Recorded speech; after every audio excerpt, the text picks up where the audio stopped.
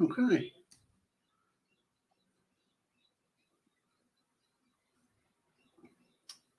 And we're live, Mike. Fantastic. And we've got a few people filling up in the webinar room. That's great to see. All good. So welcome to this morning's very exciting webinar about email send time optimization. Pleased to be pleased to welcome Mike from Seventh Sense. Mike is the CEO of Seventh Sense, a email send time optimization platform. As you can see from his t-shirt, they're into artificial intelligence and very technical, brainy stuff. We've been using Seventh Sense with a few clients for a while, and we thought it was time that we shared a bit about what it is and how it works and how we think about the right time to send emails these days. And I know earlier in my career, Mike, you'd always have those discussions in the office like, when's the best time to send this email? And everybody has a very strong opinion on the best time to send an email. But you don't really have that opinion anymore, do you? No, I don't. It was actually something that led me to kind of co-founding Seventh Sense, which was, you'd have those conversations with industry colleagues, and they'd say, "Hey, reach out to Sarah, but don't ever reach out to her on Friday because Friday she's rarely in the office, and you don't want to get your email buried or her not return your phone call." So that's a little bit of actually where the idea came from. Awesome. Well, I'll hand over to you, Mike, and let's. If you've got any questions throughout the webinar, throw them through the question box, and I'll feed them over to Mike as we go through.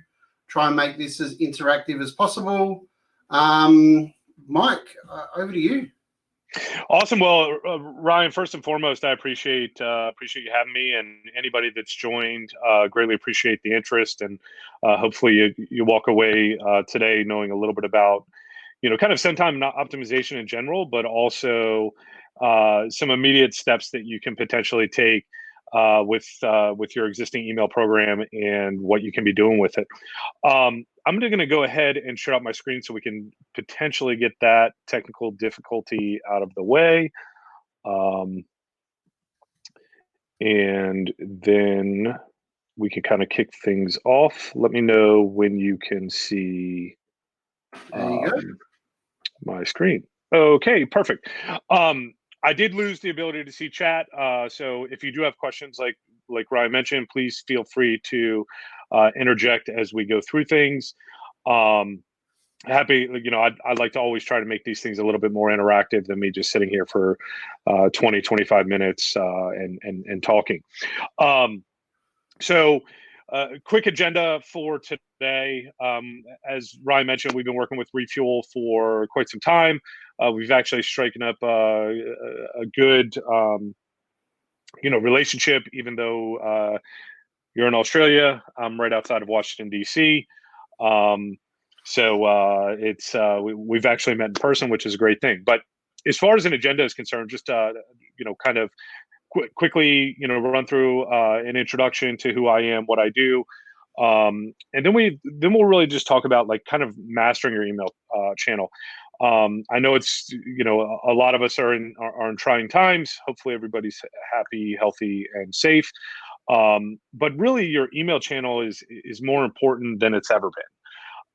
It's really made this renaissance, and it was already making a big comeback, but now it's become even more important.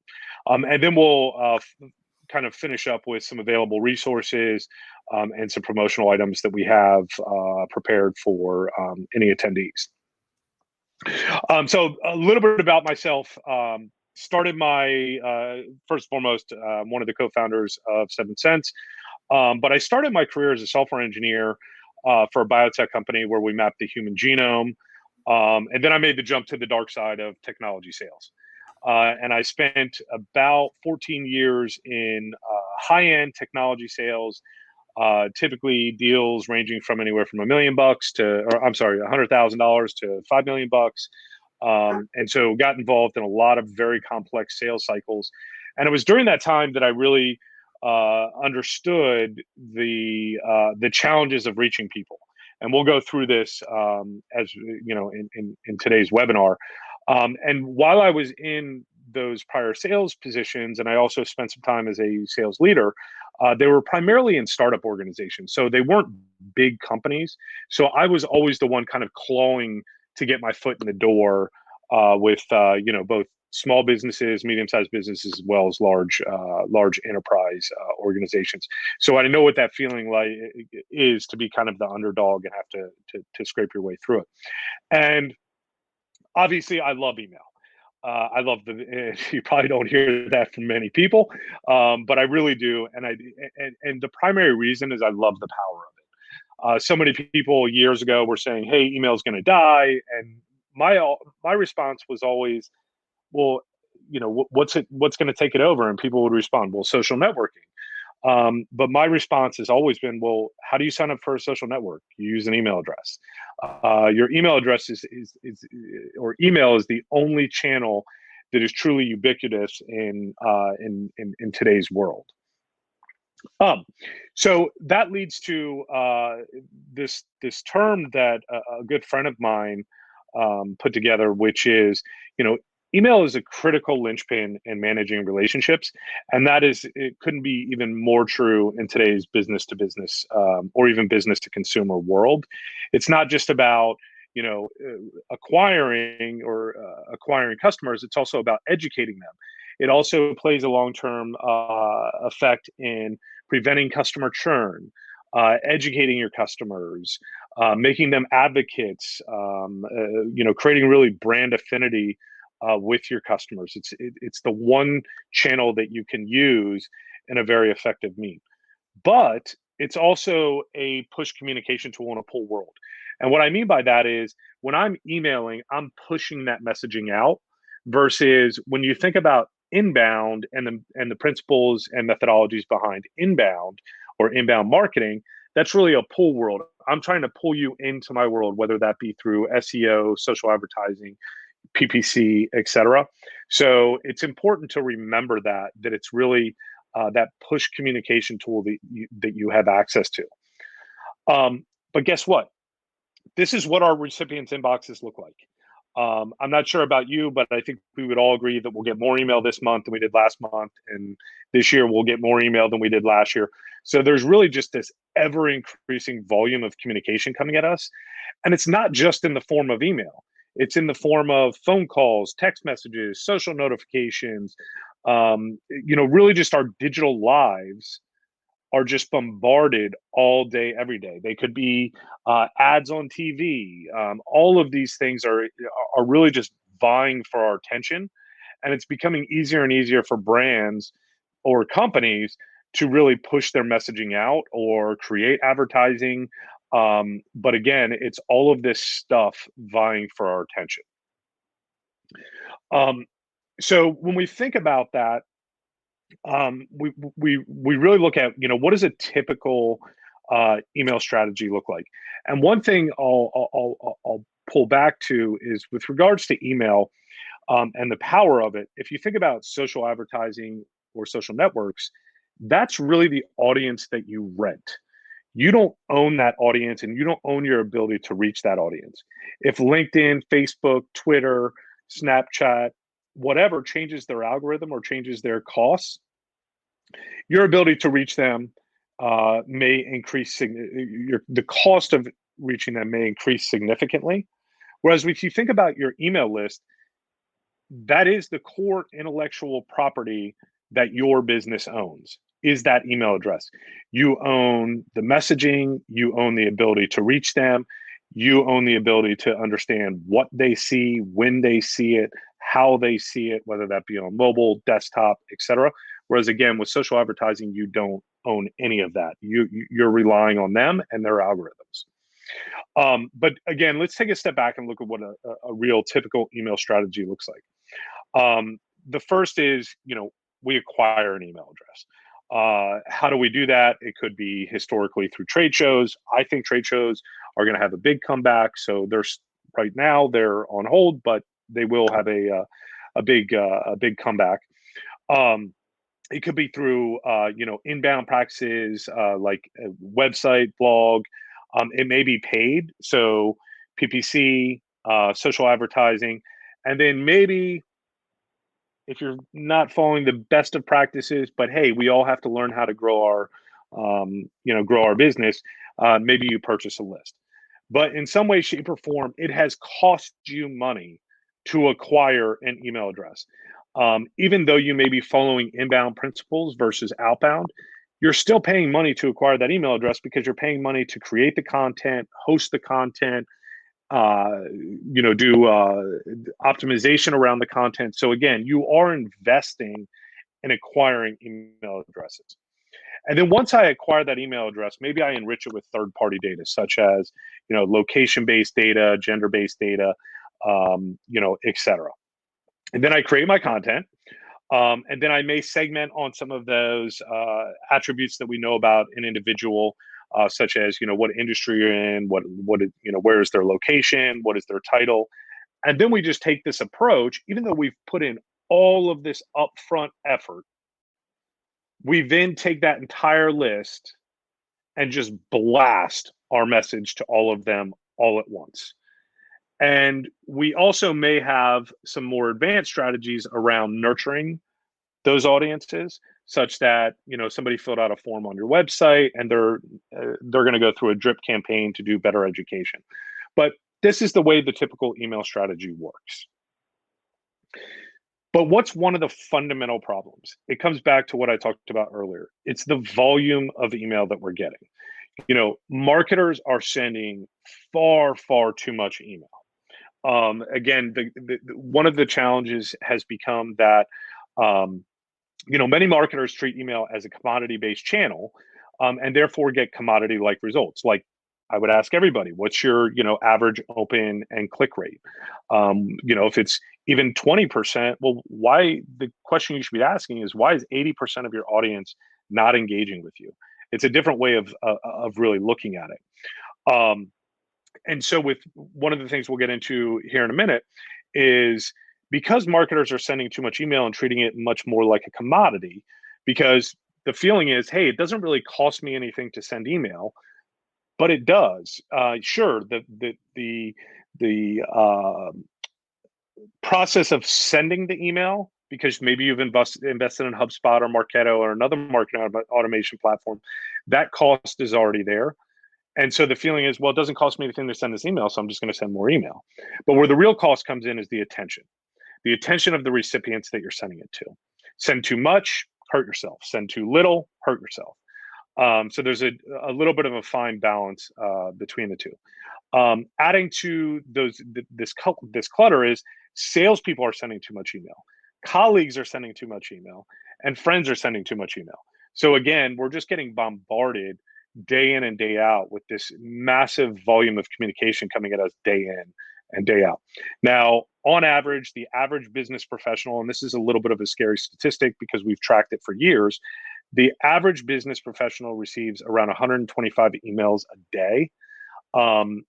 And if you look at people in decision-making or have decision-making authority, so, directors, VPs, CEOs, they typically see anywhere from 300 to 1,000 emails a day. They simply can't see it all, let alone engage with it all. And that's why timing becomes such an important aspect. Additionally, people have realized that the inbox is a stressful place. We're not back in the days of AOL, when it's like, you got mail and I immediately run to my inbox to check it. We kind of go to it as like it's a necessary evil. And again, it is a stressful place.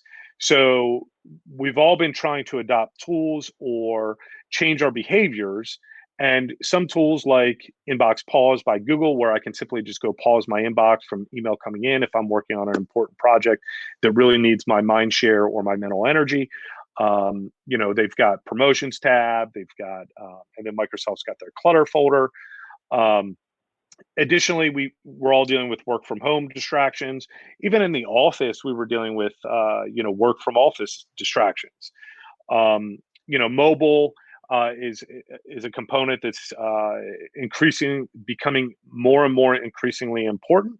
However, I would still argue, and we have data that really shows this, is that interactions that happen on your desktop are far more valuable. Mobile devices are great for reading, but they're not very good for doing deep research or doing deep educational content or getting somebody to sign up for a webinar or make a purchase, with the exception of maybe I have your app installed on my phone and therefore it's a one-click purchase. If you see something, you're likely going to come back to it on your desktop to make that purchase because we don't want to sit there and fumble around on our phones. And then in addition to that, a lot of corporations are really starting to send employees to productivity training. And the number one thing that they teach in productivity training is do not be a prisoner of your inbox. What you should really be doing, and part of the reasons why they teach that is organizations have realized that people are spending far too much time in their inbox and they're not getting real projects done. They're not getting their real tasks done that are actually going to move their business forward. If you're in sales, that's a different story. You should probably kind of live in your inbox, but if you're in a different line of work, probably not the best idea to be spending multiple hours per day inside of your inbox. And so what they teach in these productivity trainings is you should be checking your email once or twice a day and spend anywhere from a half hour to an hour going through your inbox. And get what you can get through and forget about the rest. Don't stress over it. And the question always comes back, well, what happens if I miss an important message? Well, if it's an important message, then the person sending you that message will will send it to you again tomorrow. But however, us as marketers and sales professionals, we can't just sit here and send you an email over and over and over again until it happens to catch you ultimately at the right time. So let's chat a little bit about, so those are some of the problems that we face. Let's talk a little bit about kind of, email marketers' pain points. I've had the fortune of talking to hundreds, if not thousands, of marketers that are responsible for their email programs. And these are the common themes that we hear. When should I send my email? Can I lower risk with email delivery, which is something we haven't even touched on yet?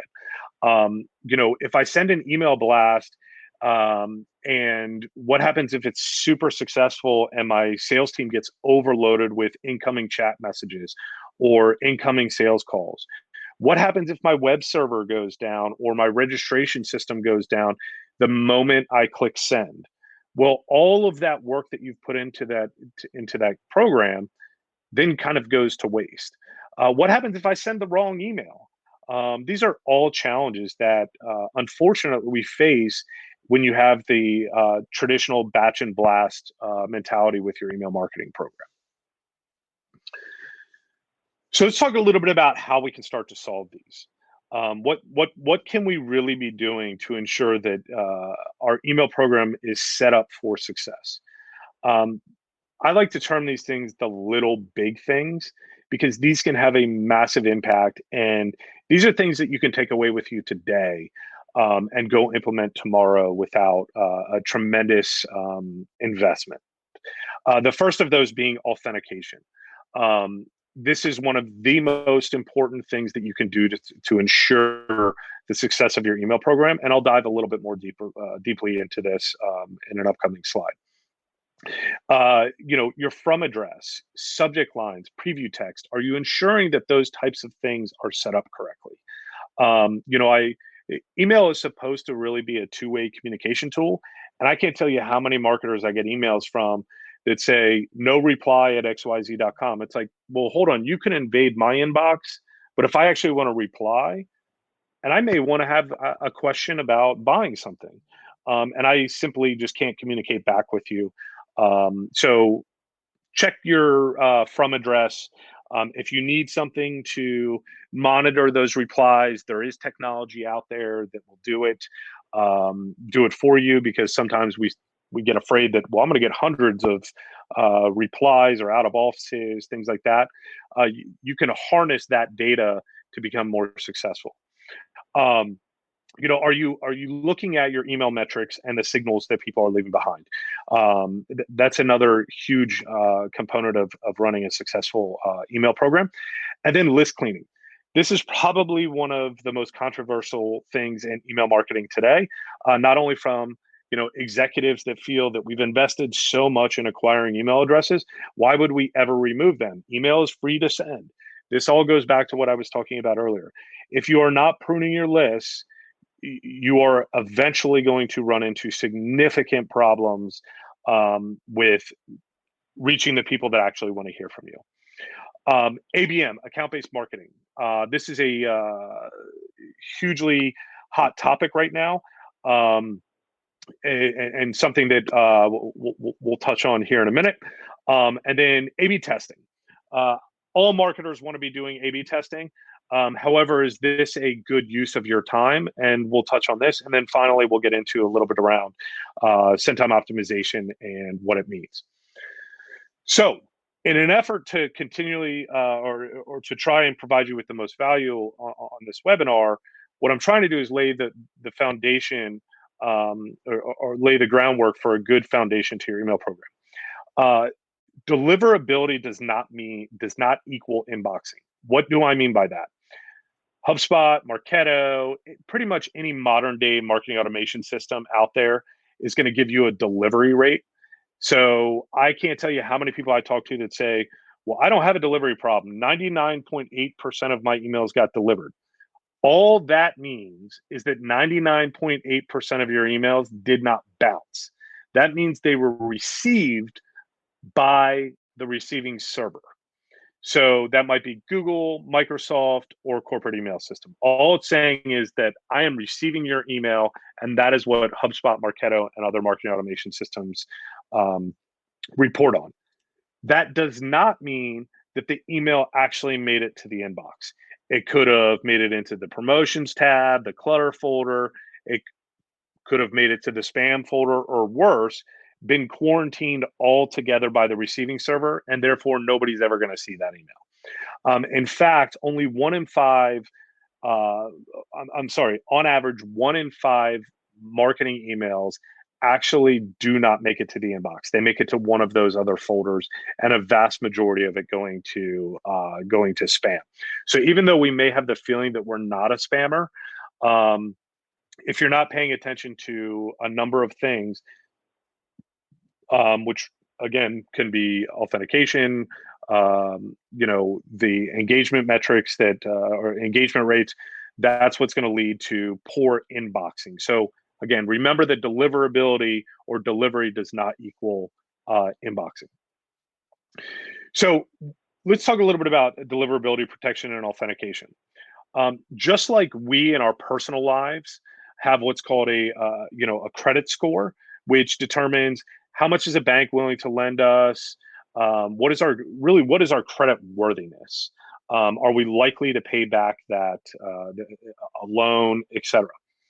Well, just like that credit score in the world of email marketing, we have what's called a domain reputation or a domain score.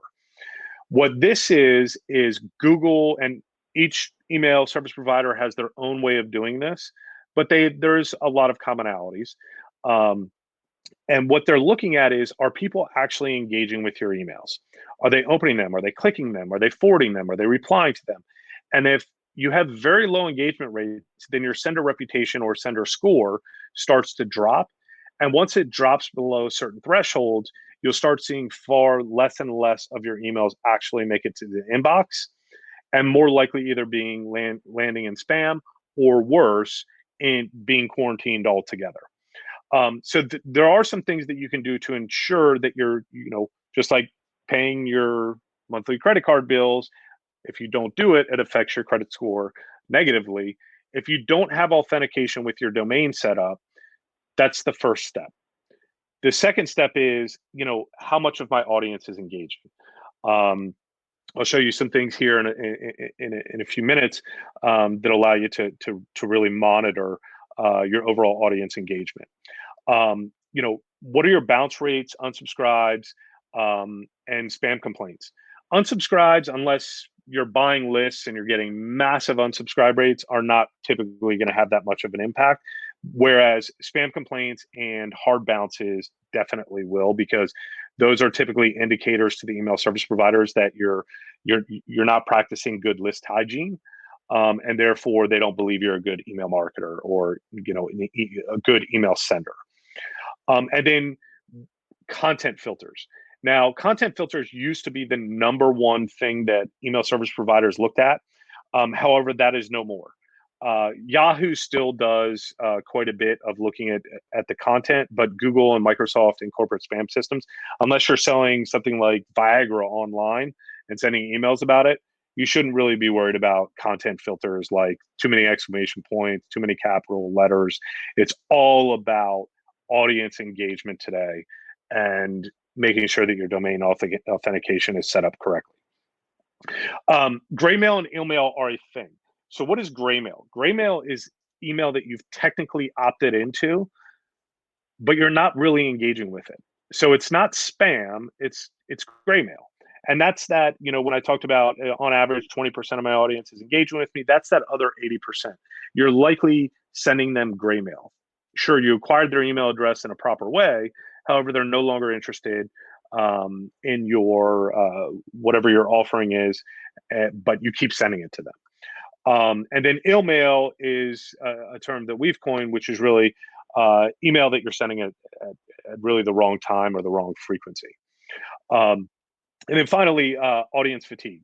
I think we would all agree that at certain points we get fatigued of brands and frustrated with how much email we're getting from specific brands. And if you're not paying attention to that, you really should be, because again, that goes back into this audience engagement challenge that we're all trying to face. So account-based marketing,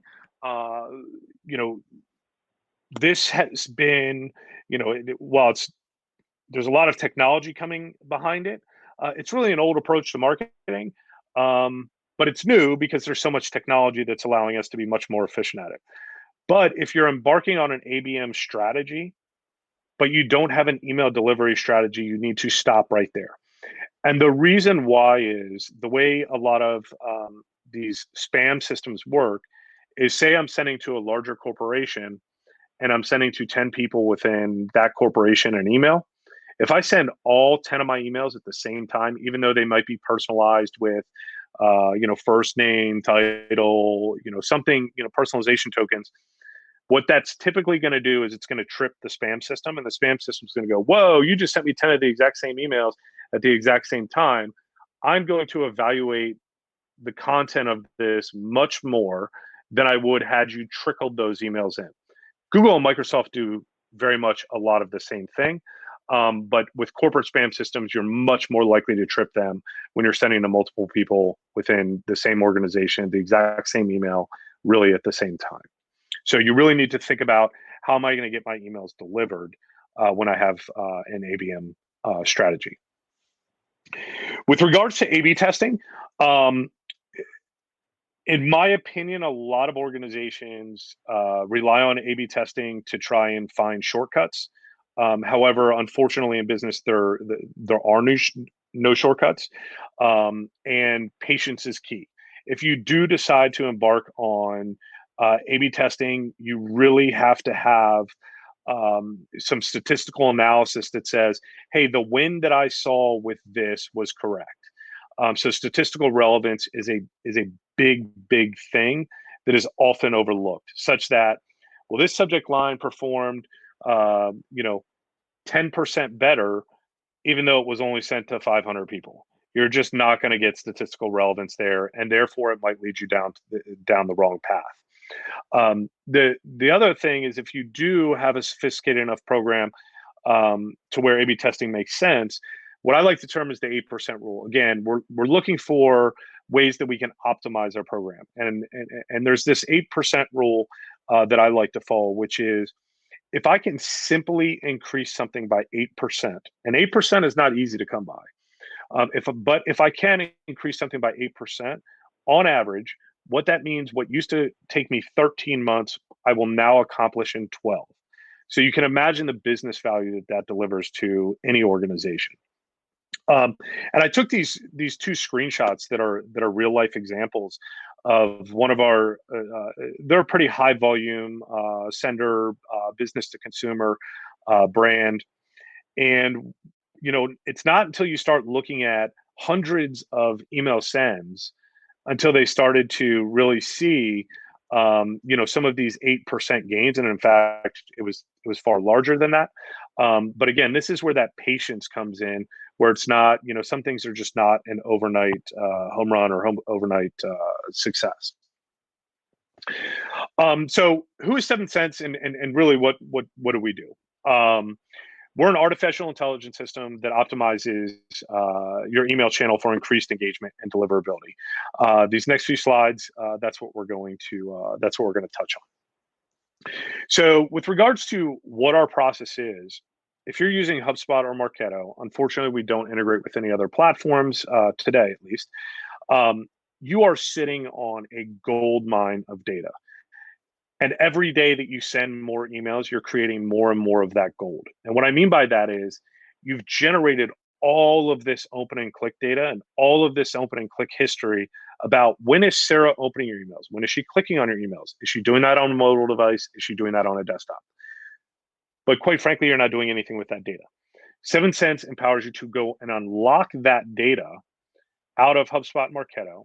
And then what we do is we utilize AI to build a profile on each individual person that is interacting with your email program.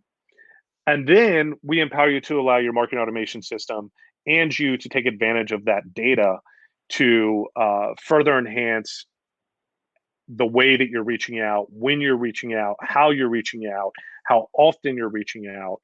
And at a high level, that's kind of the process. So how does this all come together? What does this look like? This is what we call a profile. And this is just an example of one profile. Again, what we're doing is true individualized personalization and true individualized profiling. So what you can see here on my screen is just at the bottom is a heat map of when Mike at telepathdata.com interacts with emails or interacts with emails that we've sent to him. The darker the color, the more engaged.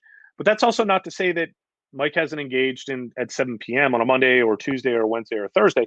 It just means that the data hasn't bubbled itself up to be interesting enough to highlight as a as a weighted time over others. But what you'll see is here, this top time today, what this is saying is Mike's top period of engagement on a Wednesday is 12 noon. And so say I were sending out an email to 5,000 people or 50,000 people or 500,000 people, and Mike was on that list, and I was going to send that email today, Mike's going to get his email at 12 noon.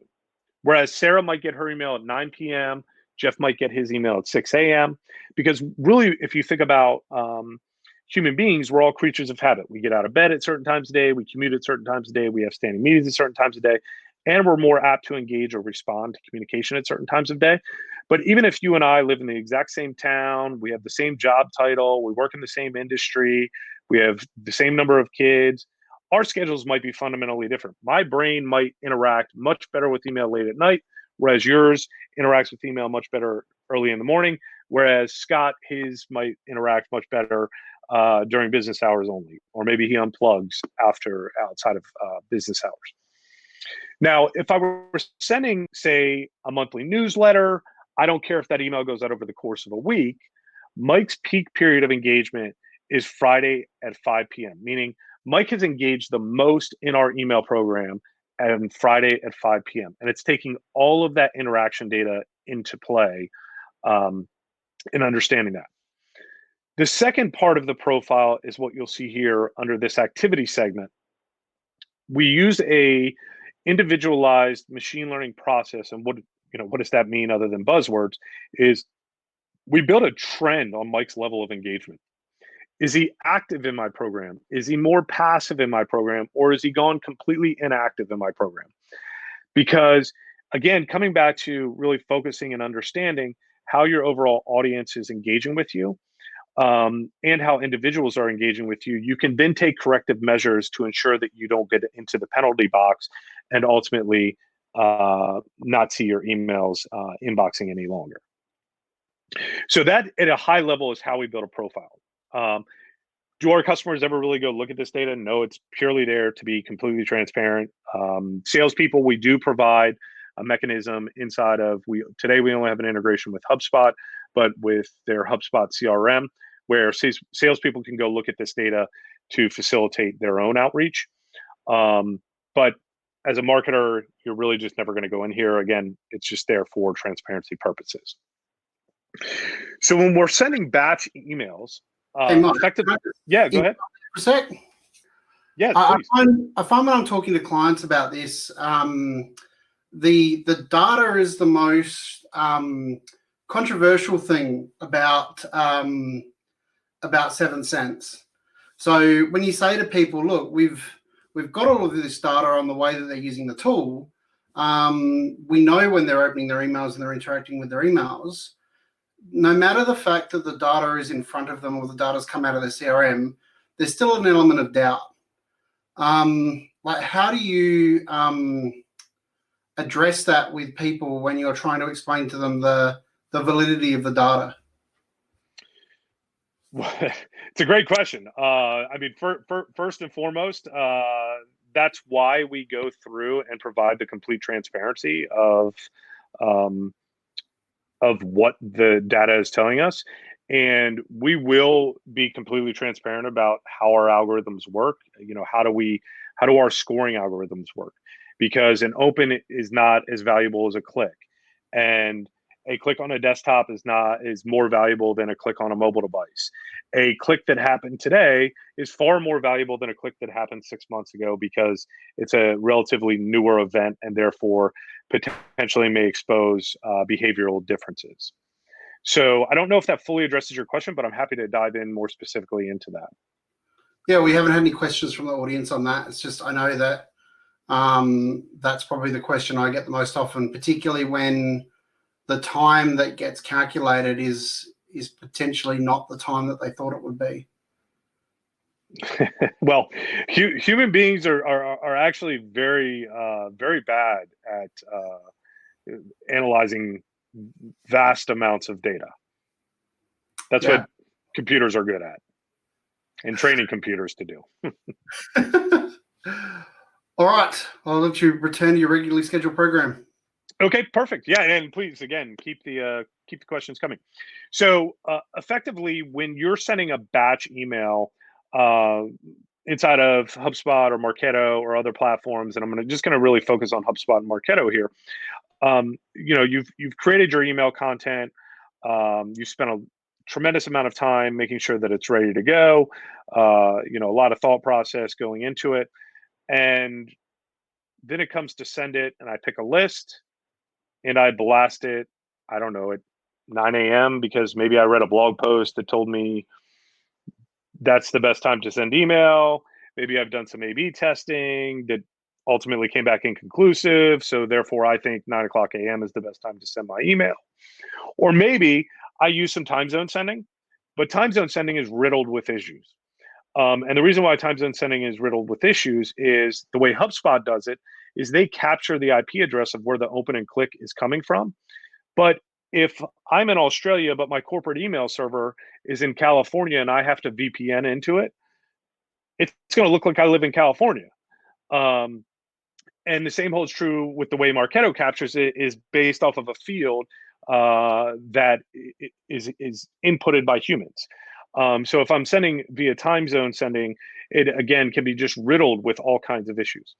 Whereas what we do here at 7 Cents is the user simply defines a window that they want their email to go out in. I can make that window as short as an hour, although if you're going to send it over an hour, you might as well just blast it out, all the way to 7 days and anything in between. What we do recommend is that you try to give the system at least 24 hours so that we can make some predictions within a full 24-hour window. But there might be certain instances where, hey, I've got to send it over 12 hours, et cetera. And then once you've defined the window, what the system will do is say, okay, for this particular list, of 5,000, 50,000, 500,000 people, I'm going to pick the most optimal time for each individual person. And then we communicate with HubSpot or Marketo and tell them, send this person this email at this time. And so you can see here at the bottom, this is just a distribution of an email going out. So we can see Tuesday at midnight, about 15 people were going to get their email. Tuesday at 1 o'clock, about 5 people were going to get their email. And then this is, again, a distribution example of over a 7-day period. Now, you'll see this here where it says random sent, predicted sent. What random versus predicted mean, and you can also see it here, is for people that we have data on, we'll try to predict the most optimal time for them within that given window. For people that we don't have any data on, the system will actually use a randomized algorithm. Because what's Einstein's definition of insanity? Doing the same thing over and over again and expecting a different result. If you're constantly blasting your emails at 9 a.m. and Sarah happens to be on that list and Sarah is a 9 p.m. emailer, the likelihood that your email is ever going to stand out in her inbox drops significantly. Because again, this is all about probabilities and statistics.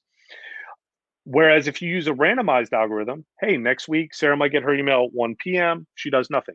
The following week, Sarah gets her email at 8 p.m. Boom, it's high enough in her inbox. It catches her attention. She opens, clicks that email. 7 Cents then learns that and then learns from any interactions going forward. So that's how we handle people that we have no data on. Now, there's also some other tools that we can use in the middle of a mailing and very dynamically. We've all been in situations where we send an email and an hour later, we send it to 5,000, 50,000, 500,000 people. And an hour later we say, oh my gosh, there was a broken image, wrong webinar date. Oh, I'm sending the wrong email, or I sent the wrong email. My registration system went down. We ran out of stock on a particular item. Something went wrong. Well, it's too late because you've already blasted it to all 5,000, 50,000, or 500,000 people. So what do you have to do? You have to answer to executives. You also have to resend another email with, whoops, whatever it might be, which increases or decreases engagement, increases unsubscribes, increases spam complaints. So all of this badness happens when mistakes happen, and unfortunately, we make them. Whereas with 7 Cents, because we're throttling email, which is a natural byproduct of what the system does, say, for example, in this particular example, 15 people got their email Tuesday at midnight, and I get an email reply from somebody saying, hey, the link doesn't work, it's broken, or I realized our registration system went down, something again happened. I simply have a pause button here now. I can simply pause the email from going out, fix the issue, change the email, wait for the registration to come back, the registration system to come back online, change out the promotional item that ran out of stock, and then come and click resume sending once the issue has been resolved. And now I've only affected a very small portion of the email or of the audience that's getting this email. And I can figure out, do I actually want to take any corrective measure on this? Did they actually open the email? If they didn't, maybe I don't. So it gives you really a fail-safe when you're doing email marketing. Now, I do understand email marketing is super stressful. Blasting out emails, we all have that anxiety, or at least we should, when we're about to click send. The other thing that I can do from a dynamic perspective is I can look at my audience to understand, okay, how many of these people are passive, inactive, how many people are active, and I can dynamically go in and suppress these individuals at the beginning of a mailing, the middle of a mailing, at the end of a mailing. And say, for example, I've just gotten into the habit of suppressing my inactive audience because I know the engagement rates for them is anywhere from a 0.1 to a 1% open rate. Well, in that particular instance, I can simply just go and suppress them. But then somebody from management says, no, we're missing our target for this webinar. We really need this email to go out to everybody. And even though I might be halfway through sending the actual email, I can come and dynamically unsuppress that segment of the audience and the system will catch up. Anybody that was supposed to be sent in the past, it will catch up to that point. And then anybody that's still scheduled will get their email at their scheduled delivery time. So that's how we handle batch emails. With regards to HubSpot only, we do not have the capability of doing this with Marketo, unfortunately, because they don't have the APIs available, at least not yet. But I wanted to show an example of a real person that filled out a email on our website. They filled it out, this form, at 3:11 p.m. They were delivered the email at 3:11 p.m. Then they didn't actually open or click it until 8:15 p.m. Think about your own behavior. We're all sitting sometimes at work. People are like, hey, you should check out this, or hey, I'm trying to solve a problem, and maybe I'm doing some Google research, and some research on Google. I stumble upon this website, and I'm like, you know what, this actually looks interesting. And then boom, a pop-up form hits me on their website. I say, you know what, this actually looks like interesting content. I'm going to fill out the form, give them my email address. I then immediately get an email from them. But as you can see here, I didn't actually engage with that email until 8 o'clock at night, which is actually a really interesting sign. Whereas when you set up traditional nurture campaigns, every subsequent email, so in this particular example, the person gets email 1, delay for 3 days, email 2, delay for 5 days, email 3.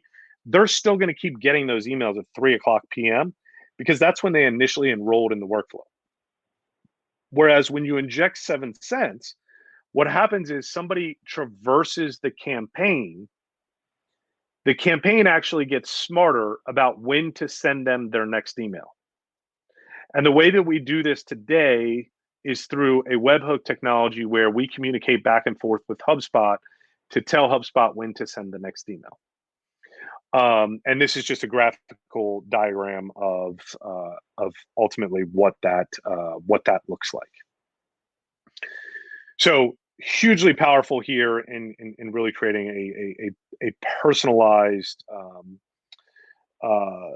personalized send time for each individual. And again, as somebody traverses that campaign, it's going to get smarter about them. So with regards to deliverability protection, there's a couple things that you can do today, which I highly recommend, especially if you're a higher volume sender, is set up Google Postmasters tools. And they'll tell you the way that they're viewing your overall email domain, whether that's, you're in good standing with them, you're in bad standing with them. And then within 7 cents, and this comes, we'll talk about this in a second as far as like an offering is concerned.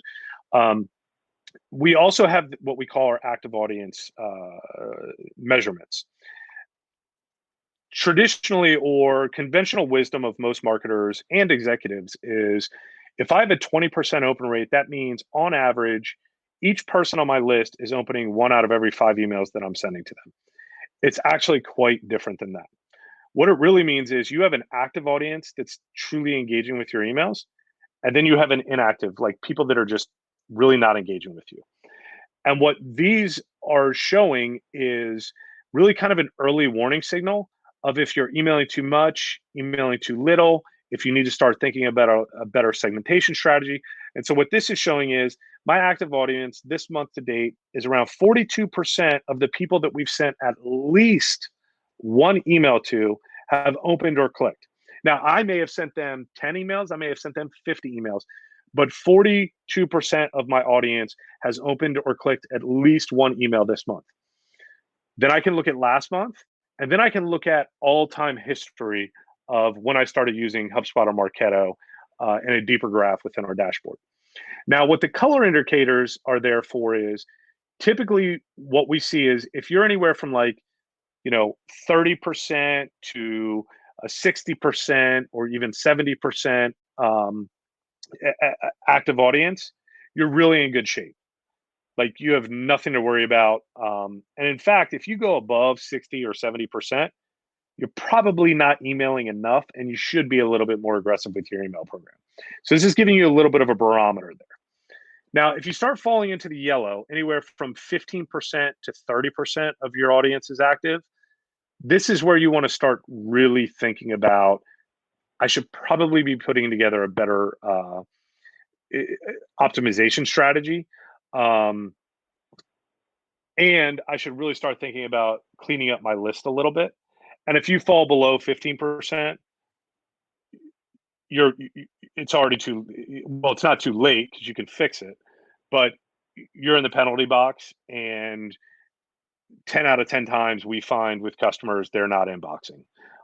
Some of their emails are, probably a majority of them are not. They are in a true penalty box with the major email service providers, Google, Microsoft, etc. So again, this is a barometer that you can use. And again, one thing you can do today is go set up Google Postmaster tools. So what do the ultimate results look like? Again, inundated with email day in and day out. If you think about how much we all invest or should be investing in search engine optimization, the question we need to ask ourselves is, why are we investing in SEO? Well, because we know that people engage with the first couple hits on Google the most. Those get the most interactions. So therefore, we want to be in the highest position we can in a Google search to get the best engagement. 7 Cents, what our goal is to do the same thing with email.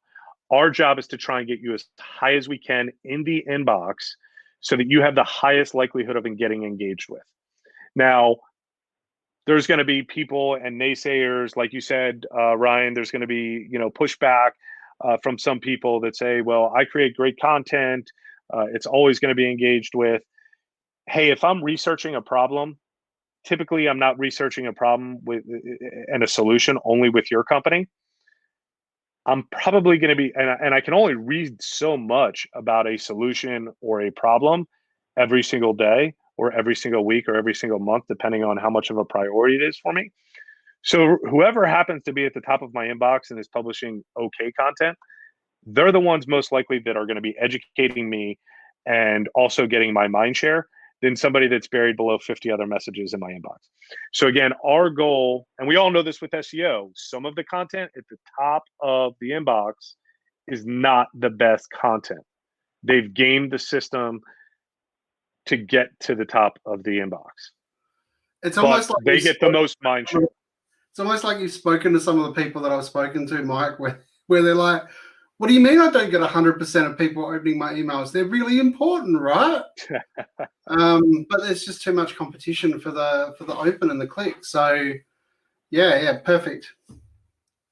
Yep. So no, I appreciate you chiming in there, Ryan. So yeah, really our goal is to make sure that you're inboxing, make sure you have the highest likelihood and probability of your email actually getting engaged with.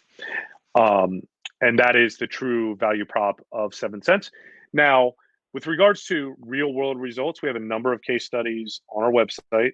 In fact, we just published 2 additional ones in the last week. We're about to publish 2 more. In fact, one of them just won an award from HubSpot. That one has not been published yet, but we were notified last week that it won an award for the impact that it had for a specific SaaS business.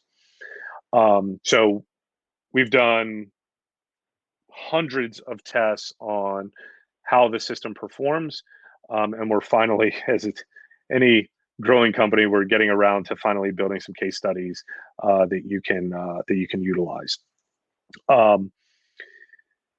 And I also wanted to throw out some additional resources that you can use today. I know Ryan and his team are actually going to be sharing these resources and slides with you, so don't worry about writing them down.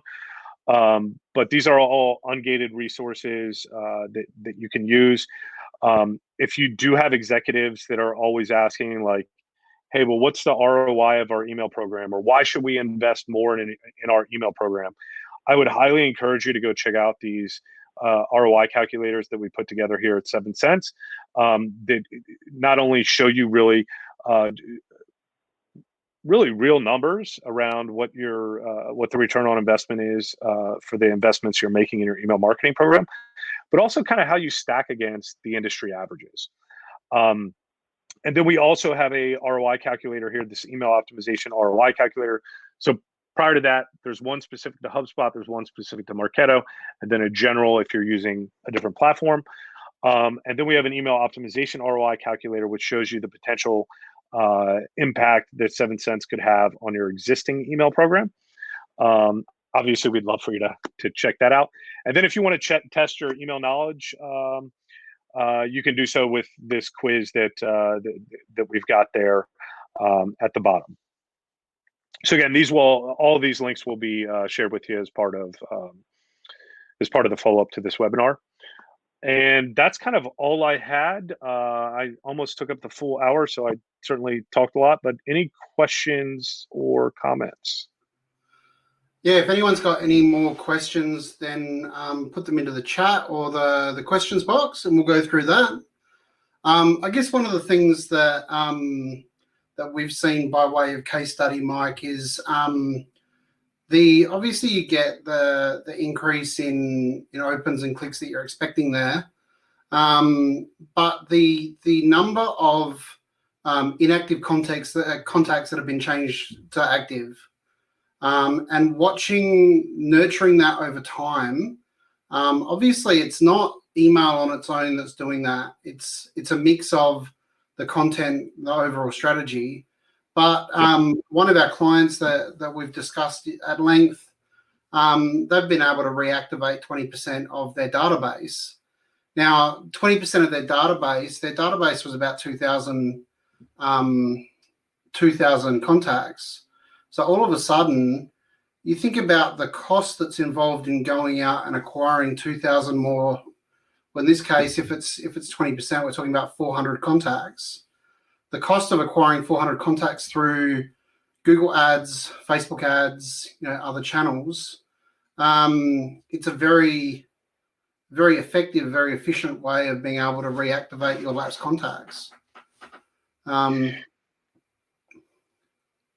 Yeah, absolutely, and that's awesome to hear, Ryan. I mean, one of the original value propositions that we had very early on was all around re-engaging people, and it's always an interesting conversation because it would be fun to dive into some of that data and understand how many of those contacts that were re-engaged are more on the decision-making authority. And the reason why I say that is, you've got your kind of people that are your typical 9-to-5ers. They're in front of their inbox all day. They go through all their email. Send time optimization isn't always going to have the biggest impact on them. It's really the outliers. People that are very regimented in their schedules. People that only check their email once a day during the work hours or early in the morning or late at night. There are people that are researching multiple solutions. And so with regards to re-engage contacts, we have seen lots and lots of interesting data behind that where somebody will have disengaged in an email program 3 years ago. And then 7 Cents comes along and says, well, it's the computer saying this, hey, we have data on this person at midnight, and you just send them the next email at midnight, and boom, after 3 years of them not even engaging, boom, they wake up and they re-engage. So and even though it was only one data point that we may have had on them because they only opened an email or clicked on an email once, it's enough to highlight and illuminate some of those people with really regimented and predictable patterns. Mike, we got a question here from Max about the pricing. Do you want to talk about the 7 Cent pricing direct before I talk about working with us? Yeah, so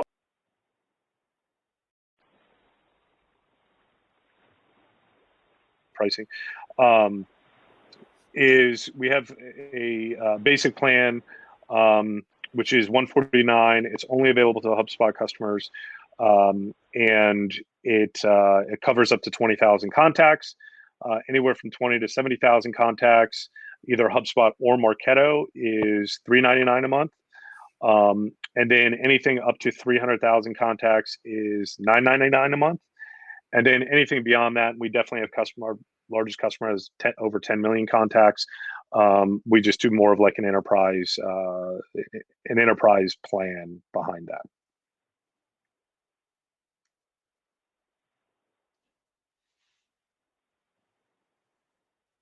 Ryan, did I lose you?